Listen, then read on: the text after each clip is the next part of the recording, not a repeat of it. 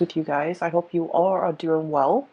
I feel this is, a very, very momentous releasing old demons, releasing old karma, and walking into a new phase in your life, starting something over, starting something new.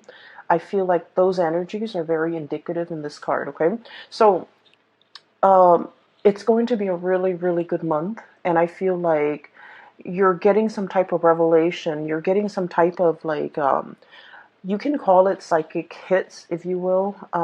What I feel is like revelations, premonition, or even uh, um, a holistic understanding of a situation and knowing how it has affected you in the past so that you can vow to yourself to not let it affect you in the future. So I feel like this spread is bringing about a breath of fresh air for many, many, many of you, okay?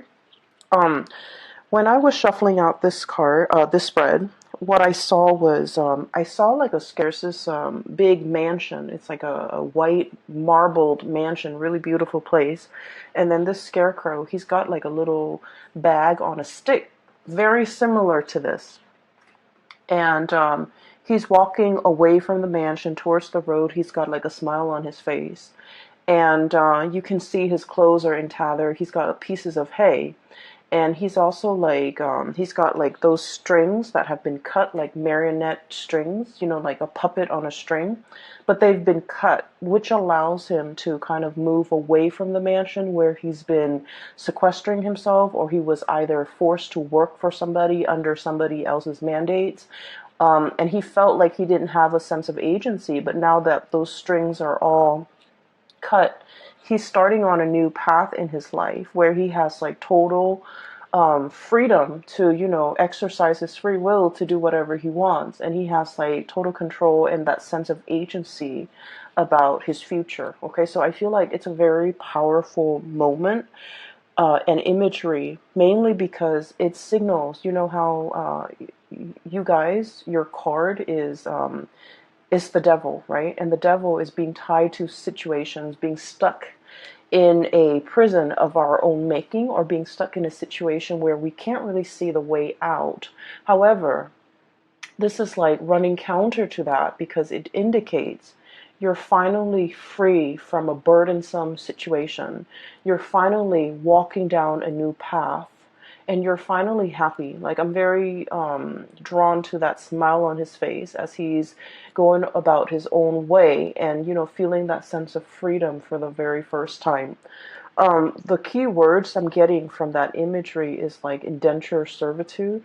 I'm getting as well, revelation. I'm getting as well freedom overall.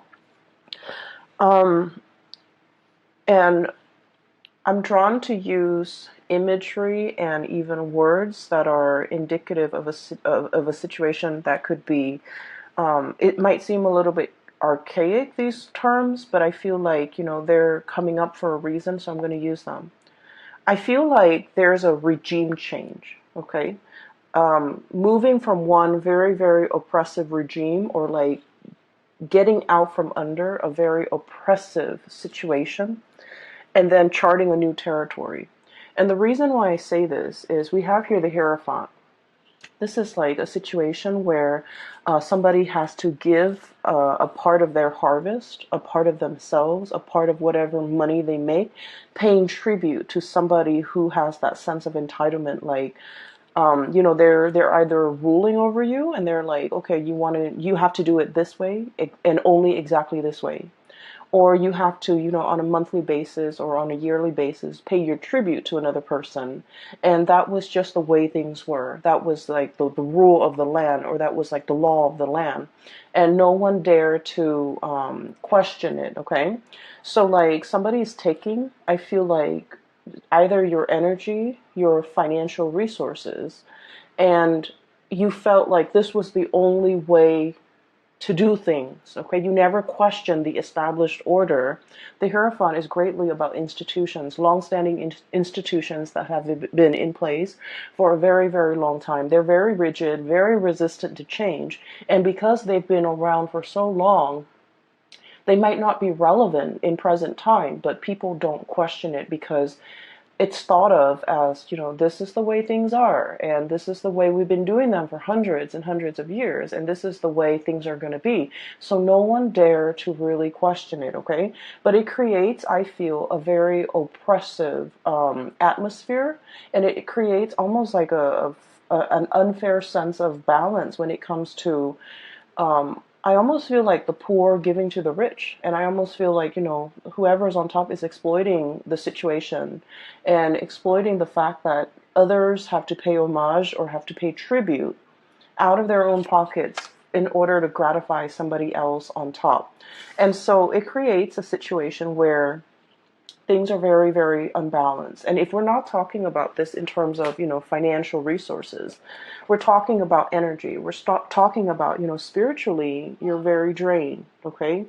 This was a very oppressive system. Whoever is writing you, whoever is like ordering you around, or I also feel like whoever has been, I'm sensing, you're working under even. And then I'm also sensing as well family obligations, okay? I'm also sensing like expectations from people just because by virtue of being your family, they feel like they have the right to, dip into your financial resources. So I definitely feel in a way you guys might have been subsidizing a situation that really drained you financially, emotionally, spiritually. You were not happy. You were not happy. And you were trying to find a way out, okay? How do I maintain this? So if we're looking at, this is the Four of Pentacles. If we're looking at it in the traditional Rider-Waite deck, it's the guy holding the pentacles, one on his head, two on the floor, and then two on his hands, right? He's grasping and trying to protect everything that is his. And he's looking at this mountain and he's like, I want to get on top of that mountain, but at the same time, I want to carry all of these resources with me. I want to carry all of these things that matter to me with me. How do I do that without, how do I successfully do that? Because if you look at all that overgrowth, right, and if you're trekking through the forest trying to get to the mountaintop, you're going to need trees to kind of like help you hoist yourself up to that top of the mountain. And you're not able to do that because you're holding on to earthly things. And I feel like this is a situation you've been pondering for quite some time. I want to get on top of the mountain, and what is really holding me back? What is really preventing me from making that move? What is really, stopping me from taking that first step? So you've been thinking about this for a long while, trying to trek to the mountain, but you're not really making any strides. And I feel like what's preventing you or what's really hindering your path was this. This is the Nine of Swords, okay? This is sleepless nights. Getting nightmares, overthinking, overanalyzing situations. But I also think of this card as like constantly thinking about worst case scenario, dwelling on the negatives, and the negative thought patterns. A lot of the times they turn into self-fulfilling prophecy. Okay. So it's sort of like you're in your head thinking about, how do I successfully get on top of that mountain? And rather than thinking about and focusing on logically, step one, I need to do this. Step two, I need to do that. Step three, I need to, formulate some type of plan.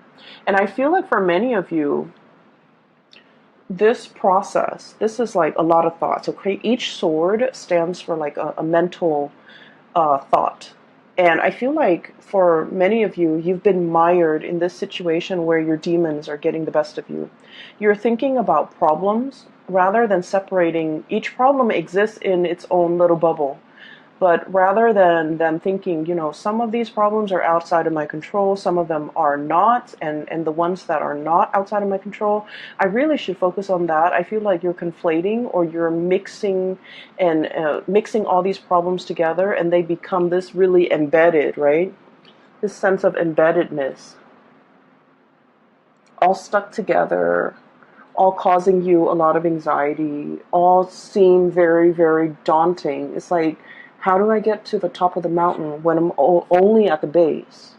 And so as soon as you feel inspired, you're like, I'm going to do it today. something happens to hold you back. And a lot of it is these, self-limiting talks and beliefs and thought patterns. And I feel like you are making mountains out of molehills. You're making a situation a lot more daunting than it has to be, mainly because you're not looking at problems in isolation. And what I mean by that is, let's say, first of all, you have a big plan that you want to get off the ground, right? The first thing that people logically that we should do is think about how much overhead costs or how much costs, is associated with this. So that means you might need to do some preliminary research to figure out what your budget is and how much this project is going to cost. Okay? And then you're going to go out and kind of crowdsource, brainstorm from other people and figure out, hearing from experts or getting advice, to get a price range of how much this is going to cost, who I should talk to get this off the ground. So each of those steps need to exist in isolation. And I feel like you're jumping the gun. You want to get to the top, but you're not thinking about each of the steps that are necessary in order to get there. So I feel for some of you, there's a situation here that it seems like it's running ahead of you, and it's like the longer you wait, the further and further and further away it is from you. It's almost like you're losing your grasp. You can't really get it back. You can't really draw it back into your orbit because it's distancing itself. Okay? So I also feel like for some of you, this is a person, okay, who might be distancing themselves. And I also feel like there's a lot of guilt associated with the relationship between you and this person. For some of you, it could be a family relationship. For others, it could be like a love type of a relationship. And I feel like it's escaping your grasp. And I also feel there's a lot of guilt associated with it. Like, I should have done things differently. I should have told them how I felt. I should have, um, I should have given them the time of day, or I should have, done things just differently. I should have invested more time, more emotions into that. I should have let them know how I feel. I should have been upfront and honest with them. And I feel like, they're escaping your orbit. Okay? So I definitely feel like there's some guilt associated with it.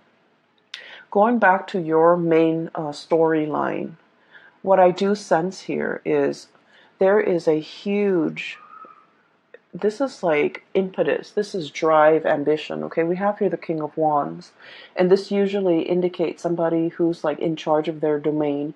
He's scanning the horizon, looking out at the abundance that he has created for not only his empire, for himself, but for all the people that he rules. Okay, this is someone who's very, very responsible. The way I'm reading this energy is that you're in a great, powerful position of leadership, okay? You care about the people that have been very loyal to you. You care about their well-being. And I feel like it's almost like ruling with a very benevolent hand, okay? Understanding that I'm not going to exploit this power differential. If you do well, I do well, and our kingdom is going to do well. So understanding that even if others pay tribute to you, you can't exploit that relationship. You can't exploit the power differential to keep them oppressed. You have to kind of like take care of the people that are under you. And I feel like many of you, you're coming into a profound sense of, it's like understanding how power needs to be controlled. There was a situation here where someone in a position of power was very tyrannical, controlling, and exploited that power of position. And we're shifting away from that into a new way of doing, like a paradigm shift, where someone in a position of power is very benevolent, okay? They can be hard if they want to, because the King of Wands is very much authoritative, okay? But this person is also very paternal. They take care of people. They're very loyal to their subjects. And because of that, they garner a lot of respect and trust from their subjects. They're seen as someone who is not afraid to get their hands dirty if push comes to shove. And they're seen as someone who, is constantly very vigilant, sees all, resolves problems, and really, really care about the well-being of other people. So I feel like you're understanding how power is to be used rather than abused. You're understanding as well that, taking care of the people that matter to you or the people that have been very, very loyal to you, treasuring, valuing, and being available to those people means a lot more to you now. And what's on top of this card here is the Six of Pentacles. And the Six of Pentacles this is a major, major card about karma, okay? This is a situation where the poor is paying tribute to the rich to the point where they're financially, emotionally depleted, okay? Giving to a situation where you're no longer taking care of yourself. You're just going to work. You're just getting through life in order to have the resources to pay that tribute. And now we're coming into the sense of like total rebalancing of karma, the karmic scale. Things being done the right way, okay? This is like giving back to the community, giving back to others, giving to others who are less fortunate. And this is also, it comes with a paradigm shift where we're understanding the importance and the necessity of, being a benevolent ruler. You can still rule with an iron fist, but you can still be loving and warm and gentle and benevolent. And you can also, give back to the people, especially that really need it. For many of you, I'm seeing major career changes here. Some of you might be in that corporate environment and you're just like, no, this is too taxing, too stale. I'm already at the top and I don't like the vibe. I don't like the atmosphere. I don't like the environment where it's like a social, like the climbing that corporate ladder, getting yourself to the top, and once you've made it to the top and you have this bird's eye view and you're just like, this is not really jiving with me, this is not where I want to be, and this is not something that I want to do long term. And so I'm seeing a major career path, a major shift where you are possibly working more at the grassroots level and thinking about what you need to do long term and what you need to kind of what you need ultimately to be happy. And so I'm seeing some of you thinking about a major change in your career, a major shift of focus when it comes to like how do you yield power, how a good leader is supposed to rule, how to be a good supervisor, how to be a good leader, how to, inspire others rather than like oppress others. Okay, so this is really cool. Capricorns are oftentimes like seen as people who are like who are very like career ladder oriented, and they're seen as people who will throw other people under the bus. And I've heard this, okay, and this is not something that I believe about you guys, Capricorn, but I feel like in the spirit of, ambition, like in the pursuit for power and wealth and prestige, we're all capable of throwing other under the bus in order to get what we want. And I feel like, being that goat on the crevices of mountains, and you never falter. You jump from one small crevice to the next and you always land on your feet, and you know how to do it well. You know how to do it very, very stealthily and very, successfully. But I feel like once you get to the top of the mountain, you're just like, oh, that's it, I'm already here, and you're looking for the next mountain to conquer. And I feel like there needs to be a little bit of a paradigm shift regarding, what is the ultimate end goal? Is it just to prove to myself that I can conquer mountain after mountain? Or is it, or should there be more of a humanitarian slant to the work that I'm doing, trying to help others, trying to, once you're on top of that mountain, I feel like you're in the best position to tell other people what the view from that mountain looks like, okay? And you're able to tell others, I've been there and here's what I learned. And here is how you can, get there because I've been there. And here are the things that you should avoid. And I know this because I'm speaking from personal experience. So I feel like you have a wealth of experience and knowledge because you have already been there and done that. But for some reason in the past, you might not have shared this technique with other people. So we're moving into this month where you are becoming a lot more generous, where you are sharing your hard-earned lessons. You're sharing it with other people to save them from having to do the legwork, to save them from having to reinvent the wheel. And I feel like in the past you might have shared it, but in a very Capricornian, you know, like a man of few words type of way. You should do it like this.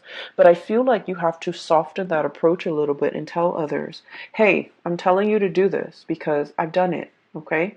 I've been there. I've done everything that you have done. And it didn't really work out. And here are the reasons why. And I've done it this other way and it worked out in half the time.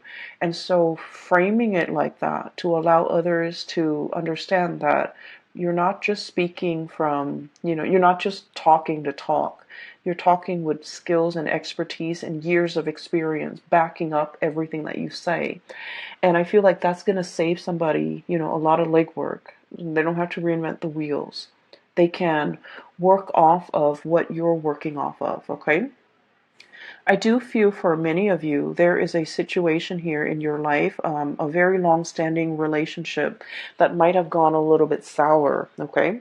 And we have a situation here where there was a vow, there was a promise, okay? And the promise was kind of like to death do us part. Okay, the promise was for partnership longevity. For some of you, this could be somebody that you have known for a really long time. They know your family. You've took them around to introduce them to your family. They've taken you around to introduce you to their family, vice versa. This is a partnership where two people might have known each other since childhood. There is a tremendous degree of like trust. Okay, you know this person inside and out, and you trust this person wholeheartedly. They likewise know you inside and out. And then I also feel like there's a immense sense of like trust, love, respect, and the whole nine yards, like that whole ball of it's like all the reasons that you have for caring about this person, for trusting them. Everything is so like embedded, okay? Like the shared experience, the shared ambition, the shared dreams. Like the two of you feel almost as if you have been through so much together. There might have been a recent breach in trust. There might have been a situation where I feel Capricorn, somebody is either living with a lot of guilt, it could be you, it could be them, over something that was done, okay? And I feel like it's sort of like, there are so many reasons why the other person trusts you and you trust the other person. But at the same time, one unexpected move, one action that is done out of character can really make you or the other person distrust the future, the viability, and the continuity of this friendship, this business relationship, or this relationship. So I feel almost like there was something that was done in poor taste, in poor judgment, and it left like a bitter taste in somebody's mouth, okay? And things can never go back to the way they were. It's like everything that was said was said. You can't take back words. It's like, the water from the chalice, from the cups have been spilled. And the other person might be the one walking away. And they're just like, I don't want to fix it. It's already spilled. I'm not going to go downstream 2 miles away to refill those cups. So I feel like there was a situation where it can be fixed, but somebody, you or the other person, is like, I wash my hands of this. I'm not putting any more time in it, and I feel like it's leaving the other party very, very, very sad, very upset. And it's also this sense of overwhelming acceptance, okay? Like, oh, it could be fixed. They just didn't want to. And I feel like that says a lot, okay? But I feel in the wake of this, in the wake of this, people leaving, so new adventures can await for you, so that new boats, new ships, new people can be coming into the picture. And so while this has happened, and it's not something that you want to happen because you guys are very, very, I almost feel like you're scorpionic in the way that you value relationships, especially relationships with people that you have known your whole life. Okay, you are a clinger as well to friends, lovers, past relationships where you really, really know the other person. Okay, that sense of like being comfortable with the familiar. Okay, I feel like a lot of people are in general, but I feel like it's more so with Scorpios. I feel like Scorpios, Leo, Cancers. And then I'm seeing that here with you guys.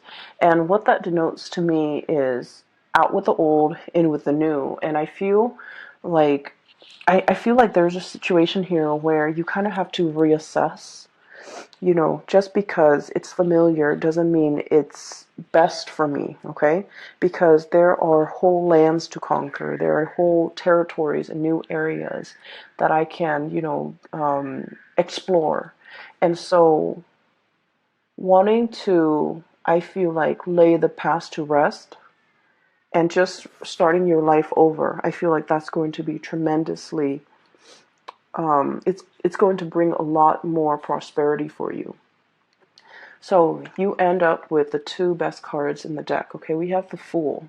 And the Fool, this is the imagery that came up earlier. And it basically denotes, no longer being tied to something, no longer being bound in a situation that's not good for us, and embarking on a new journey towards something new. And I feel for many of you, once again, I'm seeing that white marbled mansion, and the marionette or the scarecrow is walking away from it.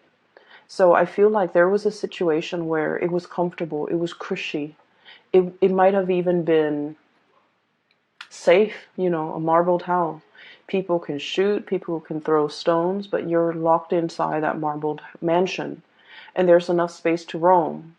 But the marble mansion can also be like an imagery of like that ivory tower, somebody who like learns things in a very intellectual way, but they were never given an opportunity to really put theory into practice.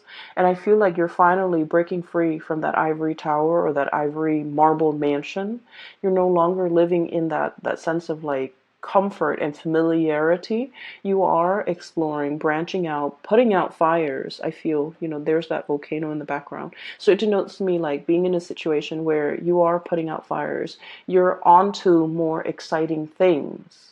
And you're taking everything that you have learned from the past. And I feel you're in a position where you're teaching people. You're telling people, here's what I did. It happened to me once. Here's what I did and how I got out of it. And I also feel drawing from past experiences, rewarding those who have been very, very loyal to you, and being available for people that are available to you, that make time for you, that have been really good to you. And then I'm sensing as well, I'm getting a lot of ancestral karma coming through, okay? And I feel like, spiritual guidance, especially from grandparents that have passed on, I feel like there might have been a situation here where it's almost like being in a house, like being in an environment where your grandparents lived in this small town, right? And this is just an example, but I'm feeling it very strongly. Grandparents lived in this small town, gave birth to mom and dad. Mom and dad met and also stayed in that small town. You were born, you also stayed in that small town, and then you start to sense this, you feel this overwhelming sense of like, there isn't enough here for me. I'm a big fish in a small sea. I need to develop to the best of my capabilities, and there isn't enough here for me. And then I'm also sensing as well, if you're in that situation, you're in a very good place because now you have new energy, exploration, okay? Doing something different, not knowing the destination, but knowing that I'm leaving the past behind because it's not enough for me, okay? And then I'm also sensing for some of you being in a situation where you've had to help out parents, okay? It's almost like ancestral karma, right? Um, and here's what I'm sensing. Oh, Capricorns. So here's what I'm sensing. It's like mom and dad might not have made the best choices. We all make choices based on what we're given, based on our environment, based on our education level, based on our own sense of awareness. So this is not to knock the decisions other people make, but I also feel like, they might have been in a situation where it was survival. Okay, so they did the minimum, the bare like taking care of the bare necessities. And so growing up, you felt like you lacked that guidance, you lacked that mentorship, you lacked that um, you lack somebody holding your hand and telling you, hey, don't do that. You should do this instead because this is going to get you where you need to be. Okay. And I'm seeing, people like, whose parents were, for example, whose parents were college educated, they can walk their children through the college process. So, for example, you have to take the ACT, you have to take the SATs, you have to do that by your junior year, so that by your senior year, you have to load up on all these college prep classes, so that colleges will look more favorably upon you, and you have to do extracurricular activities. You should also enroll in, extracurricular activities outside of class. So, like that guidance. I feel like some of you guys didn't have that. And by the sweat of your brows, the calluses on your fingers, you've had to go about it on your own. You didn't have the guidance. You didn't have the hand holding. And so you were in survival mode. You fought your way, and you've had to do it on your own. And I feel like along the way, it's made you really strong, but I feel it might have made you a little bit callous, okay? Kind of like, oh, well, I did this, so everyone needs to be able to do it too, right? And so I'm sensing here, there's a sense of like a paradigm shift, okay? The people that have the privilege, either through parents, through proper guidance, or through the sweat of their brows, whoever makes it up first to the top of the mountain is obligated, no matter how they got there. Whoever makes it there first is obligated to give advice, give guidance to others. Here's how you do it, and here's what I did, and here's what I did that worked, here's what I did that failed, okay? So I feel like it doesn't matter how you got there. Whoever gets there first needs to kind of like pay it forward by giving other people, the lay of the land, pretty much, telling people what they should do. So I'm sensing here a big spiritual karmic energy. It could be ancestral karma that needs to be broken. It could also be, a paradigm shift where we're not doing what we did before. We're opting for a new path, a new way of doing. Because what we did before, it worked for us, but it also made us a little bit calloused. And we don't want that, okay? And then I'm also sensing we have this tremendous sense of like breath of fresh air. His hair is blowing in the wind. He's a leader. There's a whole caravan of people following his lead because they trust him. And so you're thrust in this position where you're going to be exalted. You're in a position where people trust you. They value your, and he's leading them. He's leading the whole, Oregon Trail, whatever you call it. He's leading the whole exodus into this new land, right? But look at the way he's dressed. He's not like a king, he's not a ruler, he's not a tyrant, he's not like an emperor. He's dressed like the regular layperson. And there's a sense of humility associated with it, okay? It's like being one with the people in order for them to accept you. And, this is not about proving anything to anybody. This is just like living a very, very humble life, knowing your roots, knowing where you come from, knowing the struggles of other people so that you can And I feel that you are going to be tremendously successful for many of you who are changing a career path, who are going in a different direction. I feel for many of you, there was a situation where I feel like there's like social or family expectations. They wanted you to do something, and that's not your thing. You're turning your back and you're walking your own path, and you're going to be amazingly happy. And then I'm also sensing as well, there definitely is a relationship here that needs to be kind of like laid to rest. Okay, too much has been said, and I definitely feel maybe as the other party, I don't want to work on this anymore. I'm not going to go, downstream to fetch the water to fill those cups. Okay, or I'm not free will, and we can't really, infringe upon other people's free will. If that's their decision, if they've already made it clear, I feel like you have to kind of like live in the moment and just realize that in the past they made these promises, but now they're reneging on the promises, and you just have to kind of like accept it at face value. That's what I'm sensing here for you. Okay, so Capricorns, I'm so glad to get in touch with you again, and I hope you guys are doing well. The Saturn experience, you are in the thick of it, and I feel like a lot of it has to do with releasing. Okay, so Saturn is a karmic teacher. It taught us, well, it has taught you guys, but it's supposed to teach us during the Saturn transit. It's supposed to teach us areas that we need to grow in, areas that we need to mature in. And it's also like a situation where responsibilities seem like they're piling on top of you, right? Financial drains for some of you, responsibilities. And we have to be strategic about who we give our time and resources and energies to, because ultimately Saturn teaches us that it teaches us our limitations. It teaches us that we are only humans. It teaches us that, no matter what position we're in, we're made of flesh and blood.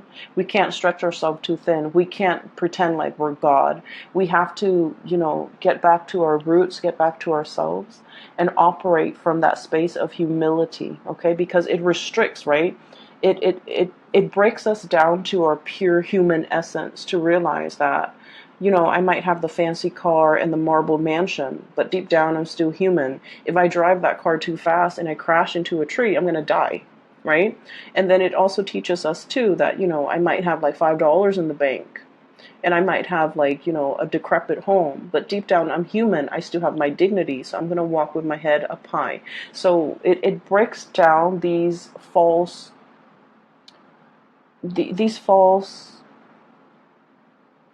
paradigms that we have, these false ideas that we have. They could be self-limiting ideas. They have like they could even be like, that sense of grandiose sense of self. But it breaks it down so that you can figure out, I'm here. How can I be of service to other people? And this is, by the way, a very, very good time for many of you to do community service, to understand how you can kind of like reconnect with your fellow human beings in a spirit of service. I think like it's a really good time to do that. Really make the time, okay? Make it a family event if you have children. Make it a bonding experience if you have a spouse, okay? It's going to be good for you, and it's going to really heighten your sense of appreciation for what others have to go through, okay? So I just feel like, community service is always a good way to give back, but it also allows you to take a peek into someone else's life, someone who might be really struggling, and to understand that, it is our responsibility to do whatever we can to alleviate the difficulties and the suffering for another human being. And I feel like that's what's coming in here. It is about karma. It's about karma coming full circle, taking and then receiving, okay? Being taken from and then having it come back to you. So not all is lost. This is a really powerful month. And so I want you to make the best of it, okay? So once again, I'm no longer giving private readings. If you are interested in a private reading, there is a colleague of mine. Her name is Bridget. I've included her information below if you'd like to book a reading with her. She is phenomenal, and I can't stress that enough. I wish you all the best, okay? And I'll talk to you guys soon. Take care.